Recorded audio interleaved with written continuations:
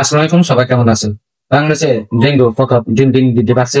Dengue জ্বর এটি virus জনিত জ্বর। ডেঙ্গু মূলত 4 ধরনের ক্ষেত্রে হয়ে থাকে: ডেঙ্গু 1, ডেঙ্গু 2, ডেঙ্গু 3, ডেঙ্গু 4, যা এডিস মশা থেকে রোগ ছড়ায়। নিচে প্রাথমিক লক্ষণ সাধারণত ডেঙ্গু জ্বরে। ডেঙ্গু সংক্রান্ত প্রাথমিক 4 থেকে 10 দিন এর মধ্যে রক্ষা দেখা দিতে পারে। হঠাৎ করে উৎস জ্বর, যেমন 102 থেকে 105 হয়। পছন্দ মাথা ব্যথা, চোখে পেছনে ব্যথা, বেশি দৈন ব্যথা, বমি বমি ভাব, আর শরীরে লালচে ফুসফুসে হয়ে যাওয়া, হালকা রক্ত হওয়া।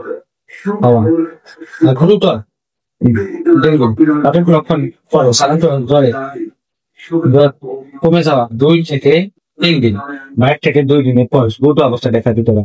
পকেট ব্যথা, অবিরাম বমি, শ্বাসকষ্ট, ত্বক ফ্যাকাশে হওয়া, বা স্যাঁতসেঁতে হয়ে যাওয়া, বমি বা মল, রক্ত দেখা, অজ্ঞান হয়ে যাওয়া বা চেতনা হারানো, পানি শূন্যতা, যখন চোখমুখ কম পেশাব ইত্যাদি। যার কারণে পর্যাপ্ত পরিমাণ বিশ্রাম নিতে হবে, প্রচুর পরিমাণ পানি, দাঁত, ফলের রস, উপসালাম খেতে হবে। সাধারণত প্যারাসিটামল খাওয়া খুব দরকার। আর দেখান আসো ওষুধ না খাওয়াই ভালো। সুস্থ থাকবেন।